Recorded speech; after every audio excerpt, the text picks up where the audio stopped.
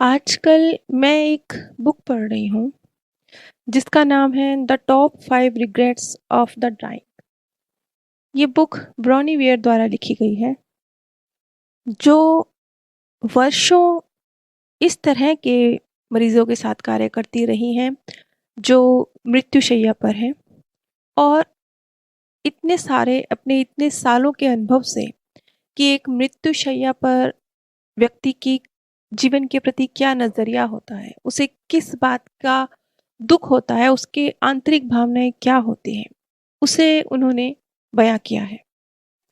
लेकिन ये बुक और मृत्युशैया पर व्यक्तियों के जो ये अनुभव हैं, ये कोई जानकारी नहीं है, ये कोई कहानी नहीं है, ये सिर्फ महसूस किए जाने वाली चीज़ें हैं।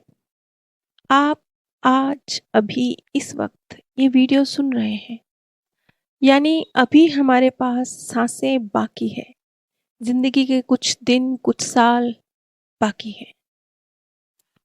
और इस पुस्तक के जरिए जो कितने सौ लोगों पर जो ये मृत्यु के समय उनकी हालत पर जो ये रिसर्च हुई है, उसके थ्रू हम अगर अपने जीवन को समझने की कोशिश करें तो यकीन मानिए आप अंतरात्मा से बदल जाएंगे। फिलॉसफी में हमें समझाया जाता है कि भौतिक दुनिया कुछ नहीं है, धन का मायने नहीं है, या अपनों के साथ समय व्यतीत कीजिए। ये बातें हमें मतलब हम पढ़ते हैं, सुनते हैं, और फिर भूल जाते हैं। इन चीज़ों को फील हम कभी नहीं कर पाते। इन चीज़ों को कौन फील करता है? वो जो मृत्युशैया पर होता है। और ये बहुत दुखद है कि इन चीज़ों की, इन बातों की सत्यता को समझने के लिए पूरा जीवन चला जाता है, और जब आखिरी सांस लेने का वक्त आता है तब समझ आता है। अगर वक्त रहते समझ आ जाए, जीवन रहते समझ आ जाए, सिर्फ समझ ना आ जाए, हम उसे जीवन पे उतार पाए, तो यही जो आपकी जिंदगी है, यही अभी इसी वक्त स्वर्ग क्रिएट होता है।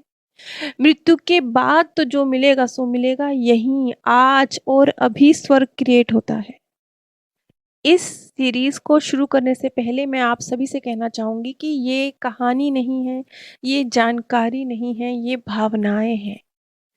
इसलिए अगर आपको ये जो सीरीज मैं शुरू कर रही हूँ अच्छी ना लगे तो प्लीज़ मुझे कमेंट में बताइएगा, क्योंकि ये अब तक जो मैंने वीडियोस आप लोग के साथ शेयर करी हैं उनमें जानकारी थी, लेकिन इसमें भाव है, जानकारी नहीं है।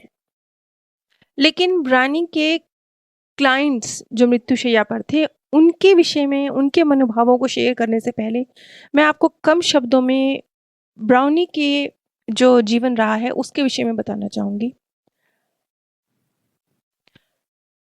ब्राउनी अपनी नानी जी के बेहद करीब थी। उनकी नानी जी अपने बचपन के विषय में बताया करती थी कि किस तरीके से वो 11 भाई बहन थे। माता का स्वर्गवास जल्दी हो गया, और पीछे, क्योंकि वो उनकी नानी जी सबसे बड़ी थी आयु में, तो एक तरह से जो पीछे 10 बच्चे थे उन सब की जिम्मेवारी उन्हीं के ऊपर आ गई थी। और उनकी नानी जी के पिताजी ने, यानी उनके पर नाना जी ने, सिर्फ इस बात का ध्यान रखा कि बच्चों के पेट में भोजन पूरा जाना चाहिए। प्यार या एक भावनात्मक जो रिश्ता होना चाहिए उस पर उनकी नज़र कभी नहीं थी। और शायद यही चीज़ उनकी नानी जी को जो अंदर तक फील हुई थी। उन्होंने कई बार कहा ब्राउनी से कि बेटा, मेरे पिताजी ने मुझे सिवाय भोजन के और कुछ नहीं दिया। यहाँ पे आप फीलिंग्स को समझिए, क्योंकि उनकी नानी जी का जो रोल था ब्राउनी की लाइफ में, वो बेहद एक सामान्यता जो बुजुर्गों के रोल होते हैं उनसे कुछ हटकर था। अपने स्कूल टाइम में ब्राउनी जब थोड़ा सा कुछ चंचल वो ज़्यादा थी, तो कुछ इस तरह की उनकी संगत हो गई कि उन्होंने स्कूल से भागकर छोटी छोटी जो शॉप्स होती हैं जहाँ बच्चों की, लड़कियों की पसंद की छोटी छोटी चीज़ें मिलती हैं, लिप ग्लॉस, लिपस्टिक, इस तरह की शॉप्स में जाकर थोड़ी सी हाथ सफाई करनी शुरू कर दी। लेकिन स्कूल से भाग के इस चोरी को जो वो अंजाम दे रही थी, वो ज़्यादा वक़्त तक नहीं कर सकी। एक दिन ये बात उनके स्कूल तक पहुँच गई और फिर जैसा कि होता है, स्कूल में उन्हें डाँट पड़ी, उनके घर तक शिकायत पहुँची। ब्राउनी बताती हैं कि सौभाग्य से मेरी नानी जी हमारे साथ थीं, तो मेरी माताजी और मेरे पिताजी तक ये बात नहीं पहुँची, ये बात मेरी नानी जी तक पहुँची। इस घटनाक्रम की वजह से ब्राउनी के अंदर जो डर, घबराहट और शर्मिंदगी का एहसास था, वो ऑलरेडी किसी भी डाँट या फटकार की उन्हें ज़रूरत नहीं थी। वो अंदर ही अंदर बहुत ज़्यादा पश्चाताप में थी और शर्मिंदगी में थी कि कैसे सामना करेंगी वो अपनी नानी जी का। और नानी जी यदि माता-पिता को बता देंगी तो उनका कैसे सामना करेंगी। तो जब वो अपनी नानी जी से मिली तो उनकी नानी जी बेहद शांत अवस्था में बैठी थी, लेकिन ब्राउनी की आँखों में आँसू थे। तो उनकी नानी जी ने कहा, "तुम ऐसा फिर तो नहीं करोगी?" "नहीं नानी, मैं वादा करती हूँ, मैं ऐसा कभी नहीं करूँगी।" "क्या तुमने कुछ सबक सीखा?" "हाँ नानी, मैंने सबक सीखा। ये डर, ये शर्मिंदगी, ये पश्चाताप किसी भी मार से, किसी भी डाँट से ज़्यादा दर्ददायक है।" खैर, ब्राउनी जैसे-जैसे बड़ी होने लगी, फिर वो कॉलेज तक पहुँची और वो जब लगभग 18 साल की थी, तब जब उनकी माताजी को ये पता चला कि ब्राउनी ने अपना कौमार्य खो दिया है, उनके जीवन में कोई लड़का है, तो उन्हें इस बात पर बहुत क्रोध आया कि नहीं, ब्राउनी ऐसा कैसे कर सकती है? लेकिन उस वक़्त भी उनकी नानी जी ने उनकी मम्मी जी को समझाया कि हाँ, ब्राउनी ने ऐसा किया है, लेकिन इसकी वजह से वो कोई बुरी और गंदी इंसान नहीं बन जाती है। और वो आज भी बहुत प्यारी, बहुत समझदार और बहुत अच्छी लड़की है। ये जो एक बातचीत थी उनकी नानी जी की और माँ जी की और उनके नानी जी का जो नज़रिया था ब्राउनी के प्रति, इसने नानी जी के और उनके रिश्ते को और ज़्यादा मजबूत बना दिया। यहाँ पर नानी जी के द्वारा ब्राउनी को जज नहीं किया गया। ये जो समाज के मापदंड हैं कि नहीं, आपको ऐसा, ऐसा और ऐसा होना चाहिए। जब ब्राउनी इसमें फिट नहीं बैठी, तो उनकी नानी जी से उन्हें दुत्कार नहीं मिली, माँ से तो फिर भी मिली, नानी से नहीं मिली। आप अपनी लाइफ को चेक कीजिए, कितनी बार, कहाँ-कहाँ आपने अपनों को, क्योंकि वो समाज के बनाए नियमों में, मापदंडों में, सही-गलत में फिट नहीं होते हैं, इसलिए जज किया होगा। ऐसा मत कीजिए। आप खुशकिस्मत हैं जो इस चीज़ को आज अभी समझ रहे हैं, वरना इसे समझते-समझते एक उम्र निकल जाती है और जब तक ये चीज़ समझ में आती है, तब तक इसे समझने का कोई लाभ नहीं होता। खैर, यहाँ मैं आपको ये बताने की कोशिश कर रही हूँ कि ब्राउनी की जो बुज़ुर्गों के प्रति समझ थी, वो कहाँ से इसकी शुरुआत हुई। एक बुज़ुर्ग नानी जी उनके जीवन में एक ऐसा बीज डाल गईं, एक ऐसा नज़रिया उन्हें दे गईं कि एक बुजुर्ग व्यक्ति के मनोभाव कैसे हो सकते हैं, एक बुजुर्ग व्यक्ति का रोल कैसे हो सकता है, अपने बच्चों की लाइफ में कितना, क्या वो कर सकता है, क्या वो सिखा सकता है।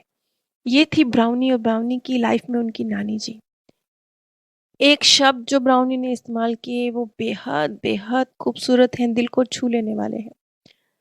उन्होंने एक बात कही कि जिस दिन मेरी नानी जी का स्वर्गवास हुआ, मैं बहुत, बहुत, बहुत रोई। लेकिन फिर भी एक शांति थी कि उनके साथ जो एक चीज़ थी, पूरी ईमानदारी और खुलेपन के साथ हर चीज़ का, हर भाव का, हर घटना का सामना करना। और वो जो समझ वो मुझे दे के गई थी, जिसकी वजह से ये शांति मन में उपजी थी, ये मेरे साथ आज भी है। आज भी है। इस लफ्ज़ पे गौर कीजिए, आज भी है। आप अपने बच्चों के लिए जो धन माया छोड़ के जा रहे हैं, यकीनन वो भी आपके बच्चों को बहुत लाभ पहुँचाएगी। ज़रूरत है बच्चों को, उसकी भी ज़रूरत है। लेकिन ये फिर भी छिन सकने वाली चीज़ें हैं, ये फिर भी खो सकने वाली चीज़ें हैं। लेकिन ब्राउनी की नानी जी के द्वारा जो उन तक ट्रांसफ़र किया गया, वो खुलापन, वो ईमानदारी, वो उसको जज ना करना, बच्चे के मनोभाव को समझना, उसकी गलती के लिए भी समझना कि वो कितने पश्चाताप, कितनी ग्लानि, कितने दर्द, कितनी शर्मिंदगी में है। उसे उसे और दुत्कारने की ज़रूरत नहीं है। ये सारी चीज़ें जो ये असीम समझ और शांति ब्राउनी की नानी जी ने उनके जीवन में उपलब्ध कराई ब्राउनी को। क्या वो किसी भी धन माया से, वो किसी भी भौतिक वस्तु से कहीं ज़्यादा बड़ी है। क्योंकि यही तो वो चीज़ है जिसे भौतिक चीज़ों के ज़रिए भी आप हासिल करने की कोशिश कर रहे होते हैं। खैर, ये तो थी ब्राउनी की कहानी जिसे मैंने शॉर्ट शब्दों में आपको बताया। लेकिन और बहुत सारे क्लाइंट जो मृत्युशैया पर थे, उनके जीवन में आए, उनके जीवन की क्या कहानी रही, कैसे जीवन के अंतिम दौर में उन्हें अपनी किन गलतियों के लिए पछतावे रहे। लेकिन वो पछतावे वो थे जिन्हें वो कभी सुधार नहीं सके। लेकिन हम खुशकिस्मत हैं कि हम आज इस चीज़ को समझ रहे हैं, हम अपनी मृत्युशैया तक पहुँचने से पहले उन पछतावों को सुधार सकते हैं। अगर आप इस सीरीज़ को सुनना चाहते हैं तो प्लीज़ कमेंट में ज़रूर बताइएगा। मुझे तो ये पुस्तक बहुत बहुत पसंद आई और इसे पढ़ते हुए कई बार मेरी आंखों में आंसू निकल आए। और मैं अपने आप को खुशकिस्मत पाती हूँ कि ये समझ जो पूरा जीवन जी के एक व्यक्ति जान पाता है, उसे इसी जीवन में रहते हुए, समय रहते हुए मैं जान पा रही हूँ। अगर आप मेरे द्वारा शोक सभा में जैसे चौथा या 13वीं आदि पर सांत्वना संदेश चाहते हैं, शांति संदेश चाहते हैं, तो नीचे दिए गए व्हाट्सएप नंबर पर संपर्क कर सकते हैं। आप सभी पर परमात्म सौंदर्य, प्रेम और आनंद सदैव बरसता रहे। आप सभी दिव्य परम धाम में स्थान प्राप्त करें। आप सभी पर परमात्म सौंदर्य